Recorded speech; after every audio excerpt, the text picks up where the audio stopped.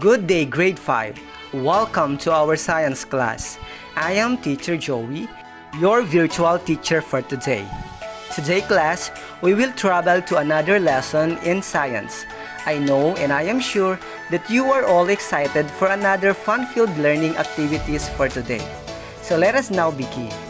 But wait class, before we start our discussion, try to find a nice and comfortable place inside your home where you can focus with your lesson. I want you to prepare yourself as well as your materials necessary for your study. Kindly bring out your pen and paper so that you could jot down some important notes needed for your learning. Always remember class that having knowledge is having a power. For our second quarter, week 3, we were going to discuss about the male and female reproductive system.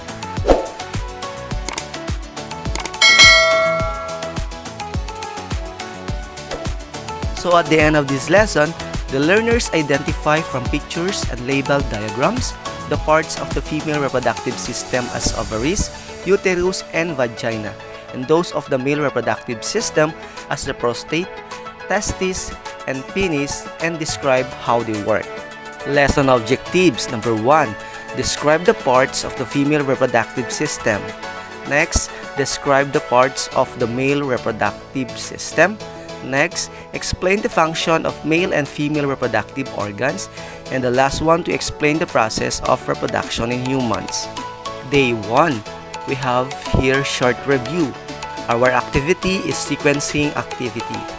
So cut out the images showing human life cycle stages and their names.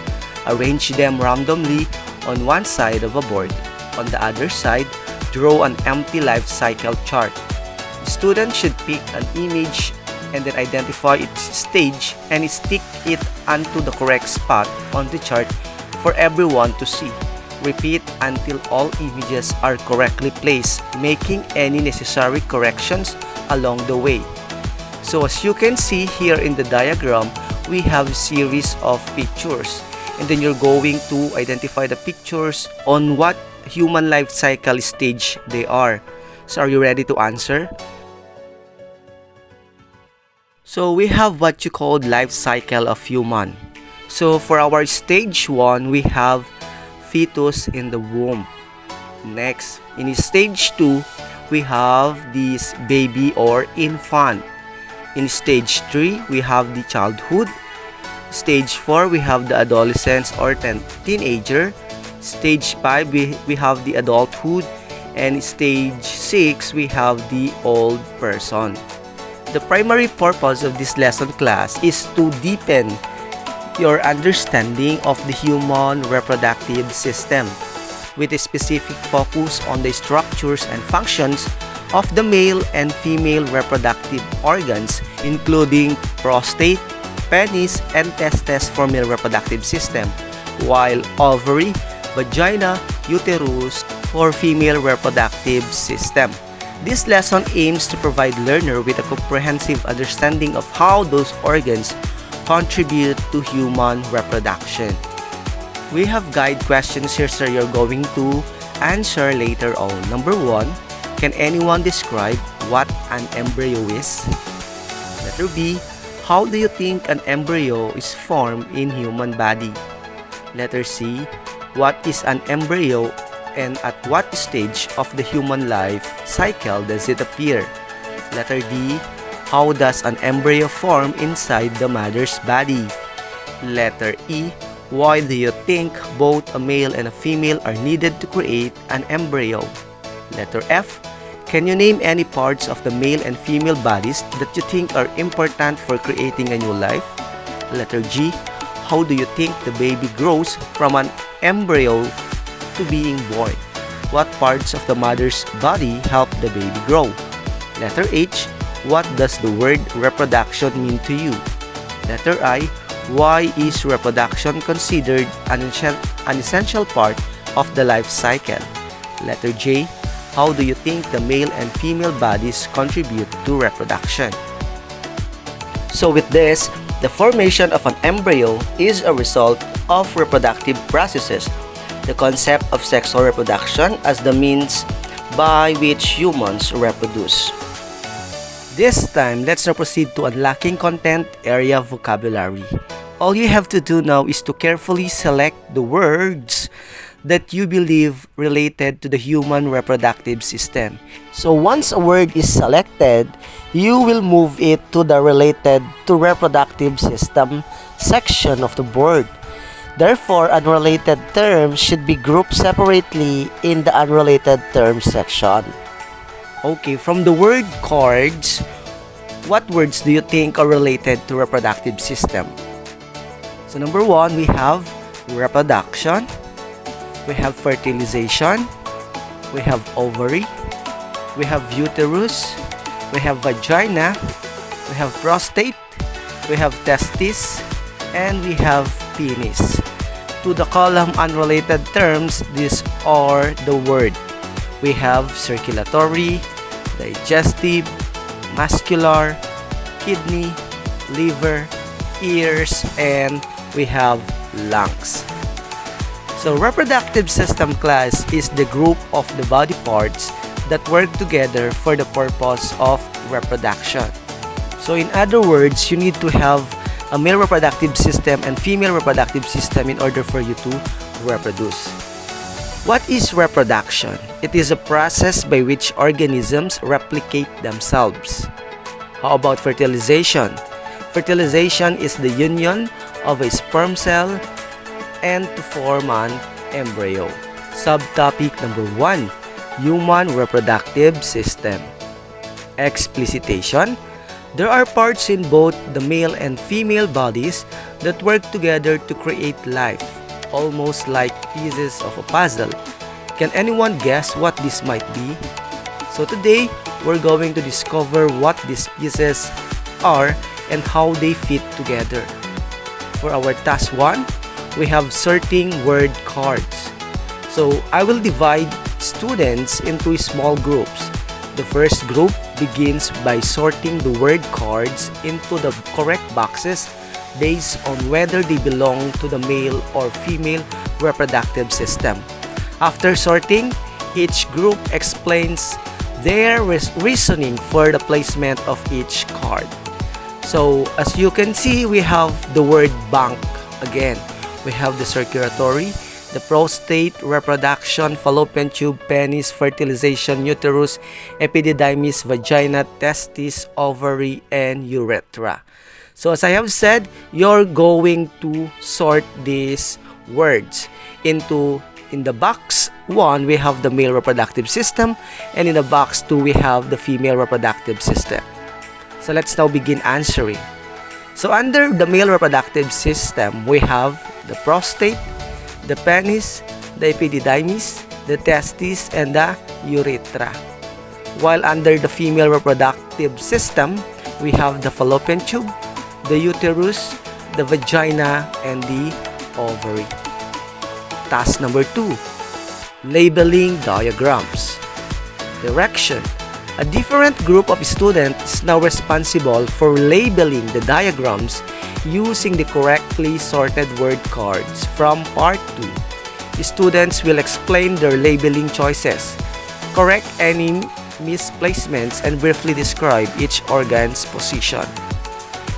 So this is the answer. So we have here the penis. Okay, that's the penis. That's the testis. Inside the testis, we have this what you call a sperm cell. That is in the male reproductive system. Next, let's now proceed to the female reproductive system. As you can see in the diagram, we have the womb, or what you call the uterus. We have also the ovaries. Inside the ovaries, we can see a lot of eggs. That is also called the egg cells. And then last, we have the vagina. Day 2. Task 2. Comparative visualization. Comparative visualization. Place each card in the appropriate column. We have column under male and female based on the organ system. After placing the card, the student briefly mentions the function of the organ, emphasizing the role it plays in the reproductive system.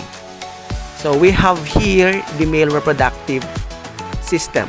We have the organ and we have the function.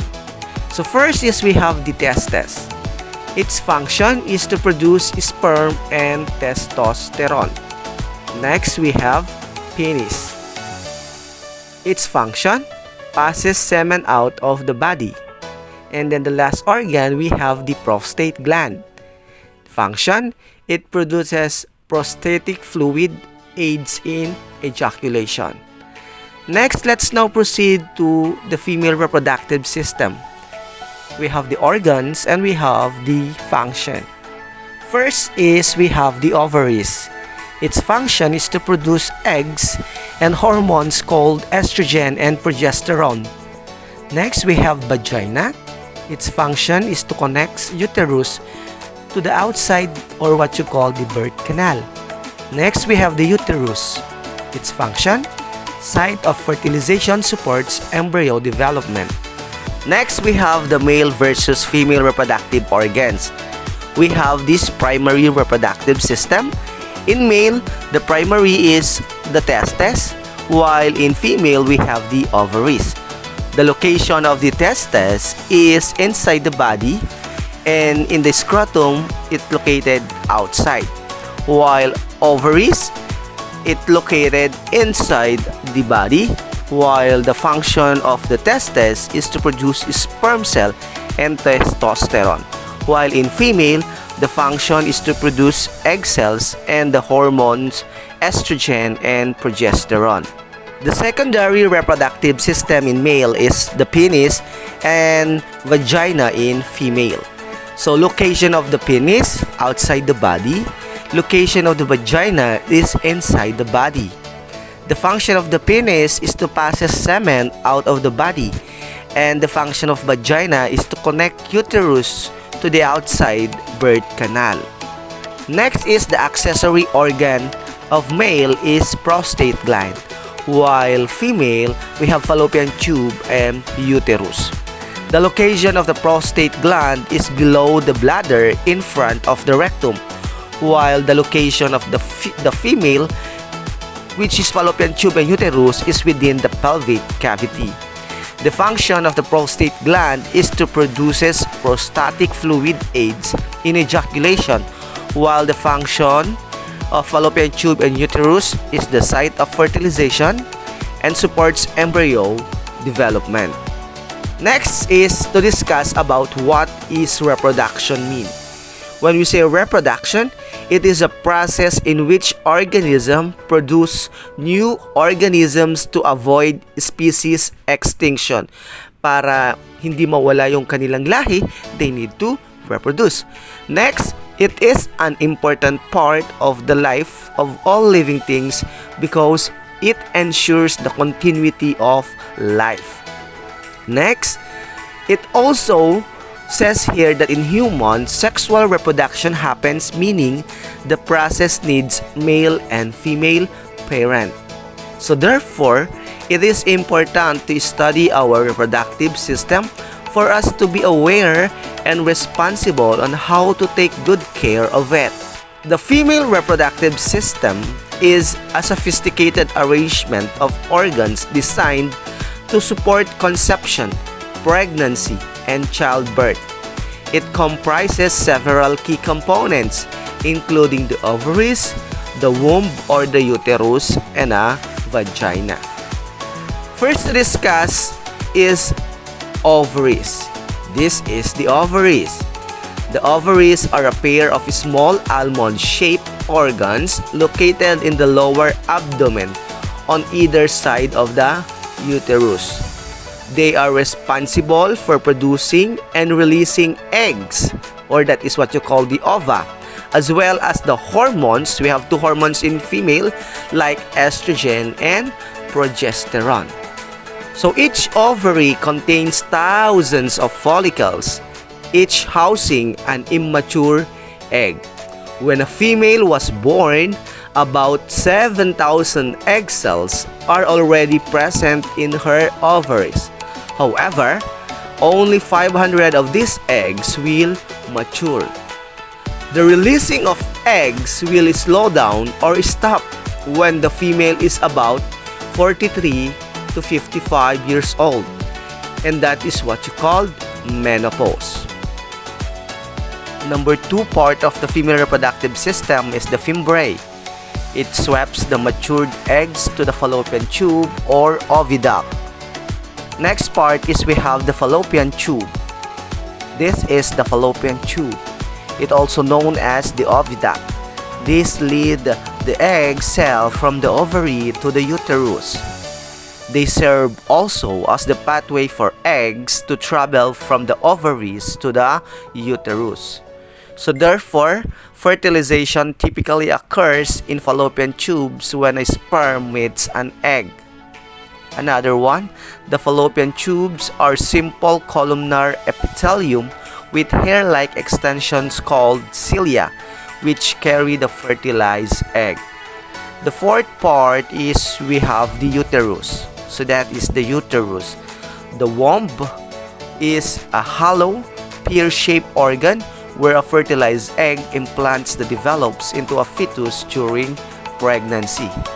It also the inner lining of the uterus, known as the endometrium, thickens each month in preparation for a potential pregnancy. So the uterine lining becomes thicker as it accumulates blood and nutrients to accommodate or be ready for the unborn baby as it develops. So uterus receives a fertilized egg and protects the fetus or the baby while it grows and develops. So the uterus contracts to push the baby out of the body during birth. If the egg cells is not fertilized, it will break together with the uterine lining or endometrium. That is now called the menstruation. Next part, we have the cervix. So during childbirth, cervix expands to allow the passage of the baby. Next, we have the vagina. That is the vagina is a muscular canal that connects the uterus to the external genitalia. It also serves as the birth canal during delivery, allowing the passage of the baby from the uterus to the outside world. Vagina also plays a role in sexual intercourse and menstruation. So during the menstrual cycle, the female reproductive system undergoes a series of hormonal changes and physiological processes to prepare for potential fertilization and pregnancy. If fertilization does not occur, the uterine lining sheds during menstruation, making the start of a new cycle. Now, let's now proceed to the male reproductive system. The male reproductive system is intricately designed with several key organs, including the testes, penis, and prostate gland, each playing a pivotal role in reproduction. This system is primarily external, with most of its components located outside the body cavity for optimal function. So the first part of the male reproductive system is we have the scrotum. That is the scrotum. It is a pair of pouch-like sacs of skin that supports the testes. So meaning, it is the external part of the male reproductive system. It also controls its temperature because the testes must be slightly cooler than the body to produce sperm cell. The lower the temperature is best for the production and storage of the sperm. Next part, we have the testes. That is the testes. The testes are a pair of oval-shaped organs enclosed in the scrotum, a skin sac that hangs outside the body. Each testis is a sperm-producing factory, generating millions of sperm cells daily, which are essential for fertilization. These are the glands that produce sperm cells and male sex hormones called testosterone. This testosterone is responsible for the development of the secondary sex characteristics such as the body hair, the muscle development, and the deep voice of males. Next part is we have the epididymis. So that is the epididymis. It is a narrow coiled tube that stores immature sperm cells until they mature and where they are temporarily stored before their release. Next, number 4 is we have the vas deferens. So that is the vas deferens. The vas deferens is a long muscular tube that serves as a passageway of the sperm cells released from the testes. It also connects the testes to the seminal vesicle and urethra. Next part is we have the seminal vesicle. This is the seminal vesicle. These are sac-like pouches attached to the vas deferens. It also connects the testes to the seminal vesicle and urethra. Next is we have prostate gland. That is the prostate gland. It is a walnut-sized gland situated just below the bladder and surrounding the urethra. The prostate produces a significant portion of the fluid that makes up semen. Aside from this fluid helps nourish and transport sperm, playing a critical role in the success of fertilization. The prostate secretions are vital for the sperm's longevity and mobility, ensuring they can survive the journey to potentially fertilize an egg. Next is we have the Cowper's gland. That is the Cowper's gland. It is also called as the bulbourethral gland, one of the two pea-sized organs found beneath the prostate gland. It is responsible in releasing fluid that flushes out foreign matter and neutralizes the acidic urine in the urethra. Next part is we have the urethra. That is the urethra. It is the passageway of both urine from the urinary bladder and semen from the glands. Next part is we have the penis. That is the penis. It is the external male organ with a tip called glans. It serves as the conduit for transferring semen into the female reproductive tract during sexual intercourse. It is covered with a foreskin that may be removed through circumcision and act as a conduit for urine to leave the body. It is also comprised of spongy tissue that can expand and harden when it's an erection, allowing for the passage of semen out of the male body. The last part is we have the glans. That is the glans. It is the tip of the penis. Male reproductive system. So it's here that together these organs work in concert to produce, maintain, and transport sperm, the male reproductive cells, and semen, the fluid that carries them.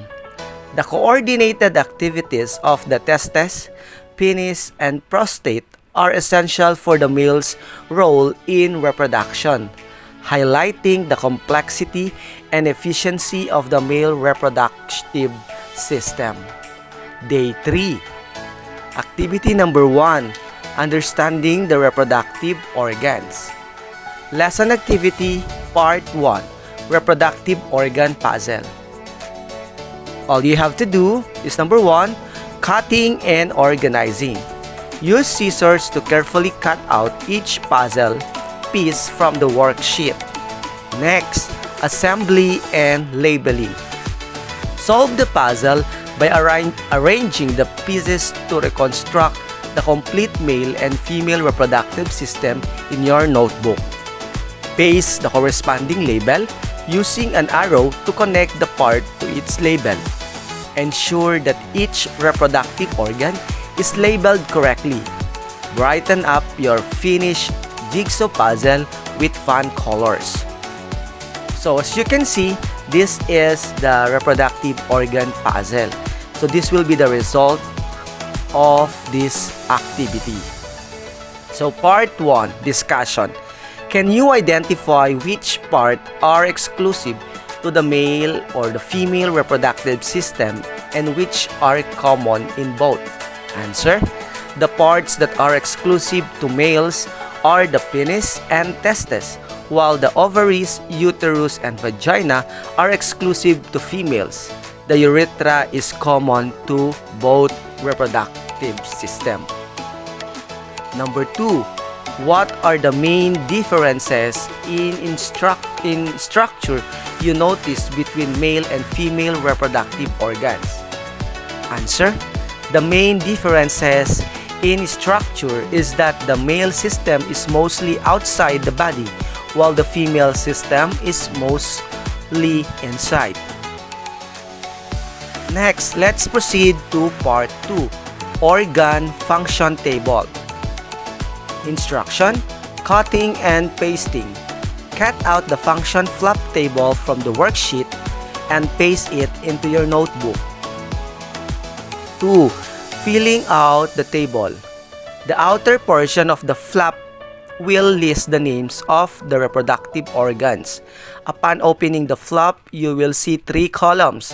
The left column for the name of the organ, the center for a drawing of the organ, which you will create, and the right column for the function of the organ. So this is how it looks like.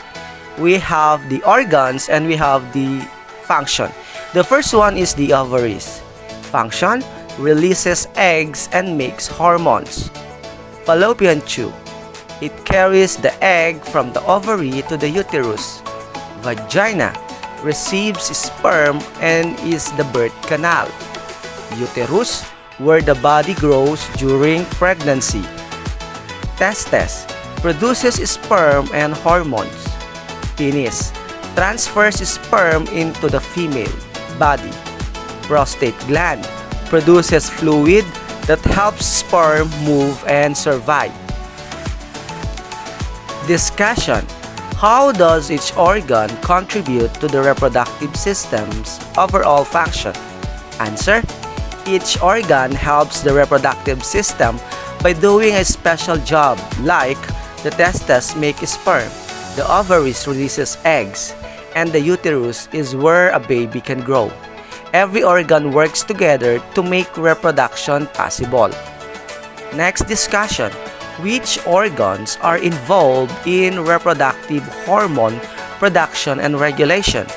Answer: the organs that make hormones are the testes in boys, which produces testosterone, and the ovaries in girls, which produces estrogen. These hormones help the body grow and develop during puberty. Part 3. Male versus female reproductive organs comparison. Cutting and pasting. Cut out the comparison flap table from your worksheets and paste it to your notebook.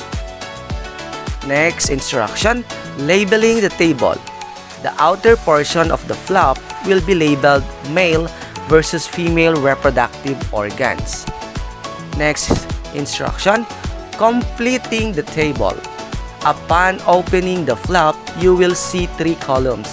The left column labeled sex, the center column for male reproductive organs, and the right column for male reproductive organs. So each section should be filled out with information regarding primary, secondary, and accessory reproductive organs, including their location and function. Analysis and discussion. After completing the table, discuss about the similarities and differences observed between the male and female reproductive organs and their functions. Think about the biological significance of these similarities and differences. So as you can see, we have 3 columns for the sex, for the male reproductive organs, and for the female reproductive organs. So the primary organs is we have testes, which make sperm and testosterone located in the scrotum. So ovaries releases egg and estrogen found inside the lower abdomen. The secondary organs, we have the penis, which transfers sperm, then vagina, which receives sperm and is the birth canal. While in the accessory organs, we have prostate gland for male, urethra, scrotum, help transport and protect sperm. While the uterus holds the baby, fallopian tube carry the egg to uterus are the accessory organs. Discussion. Why do you think certain organs have similar functions across male and female reproductive system? Answer. Some organs have similar functions because both males and females are needed for reproduction. Example, both have organs that make reproductive cells, which are the sperm cell and the egg cell, and both have ways to move those cells in the body. Next discussion. How do the differences in organs and functions reflect the biological roles of each gender in reproduction? Answer. The differences in organs show how each gender helps in reproduction. Males produce and deliver sperm, while females produce eggs and provide a place, the uterus, where the baby can grow. Each part has a special job for making new life possible. Day 4. Subtopic number 2. Reproduction in human. Explicitation. Let's begin with the question, how does human life begin? Look at the pictures showing how a mother's abdomen grows during pregnancy. These images help us understand the stages of human development starting from conception when the sperm and egg meet to birth. As we go through each picture, observe how the baby grows and changes inside the mother's womb, starting as a tiny cell, then slowly forming body parts like a heart, arms, and legs. This process is called human development, and it shows how life begins and grows before birth. Visual thinking strategy.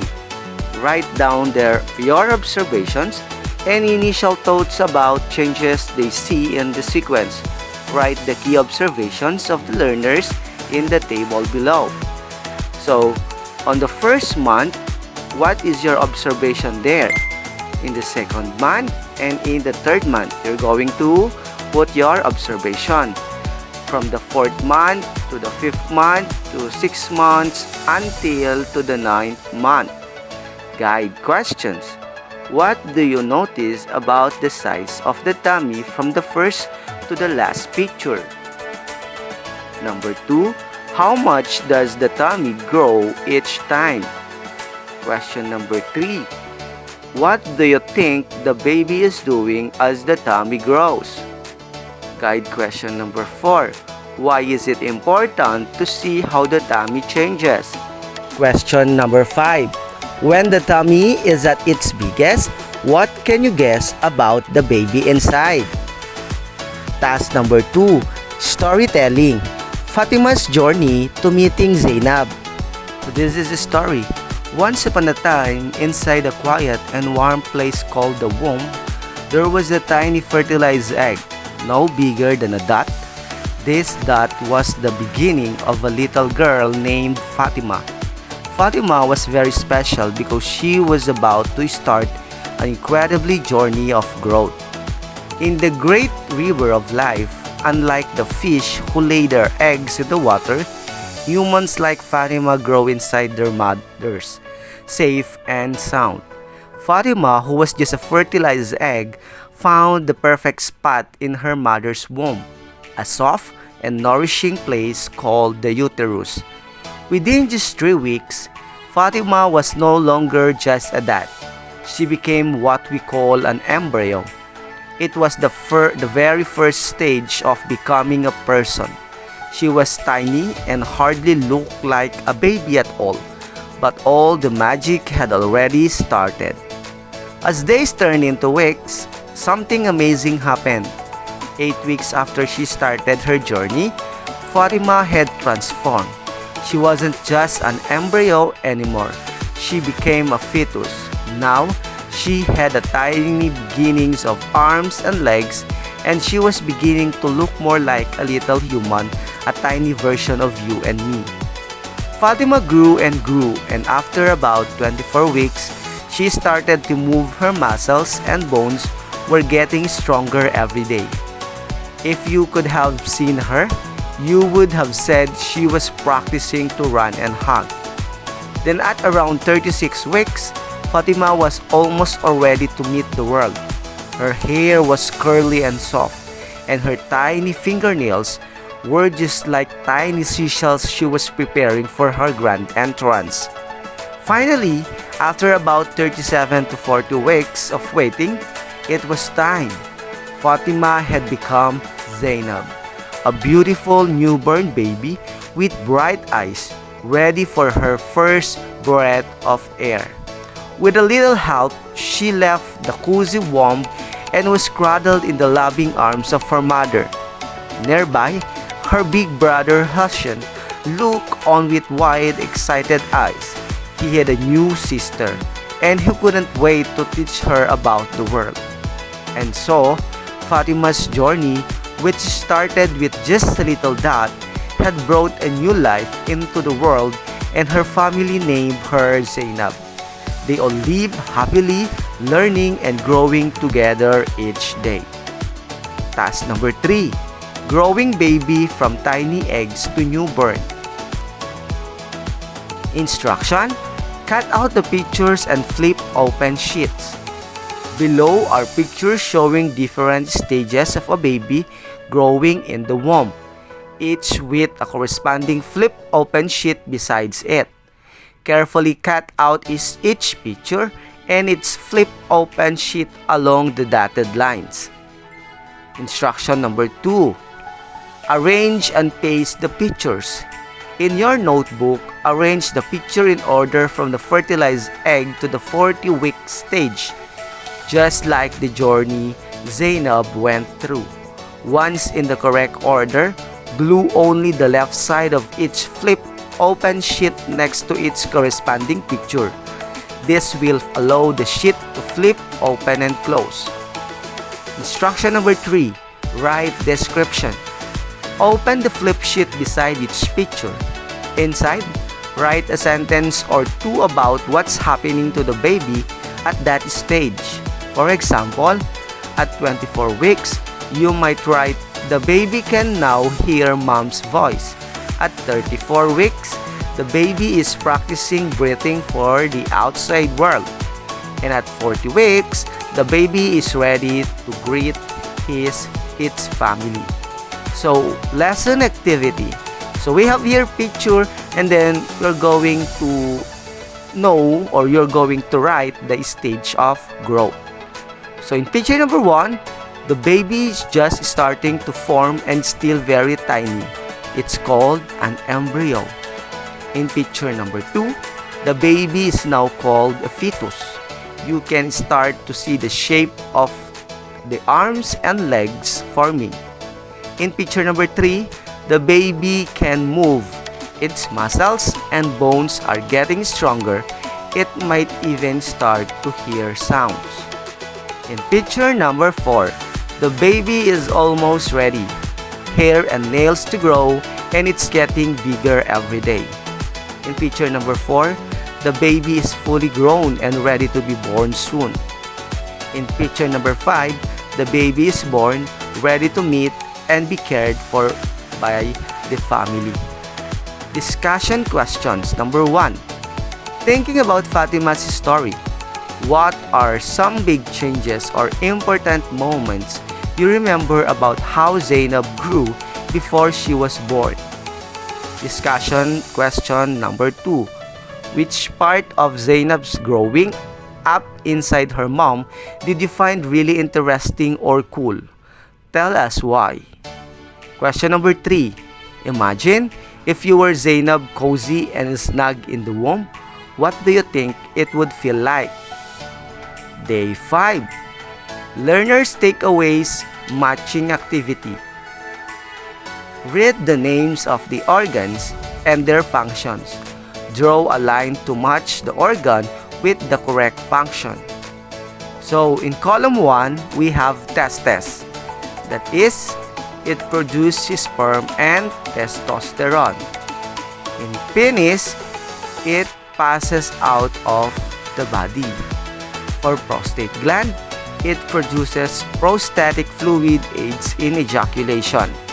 In ovaries, it produces eggs and hormones, estrogen and progesterone.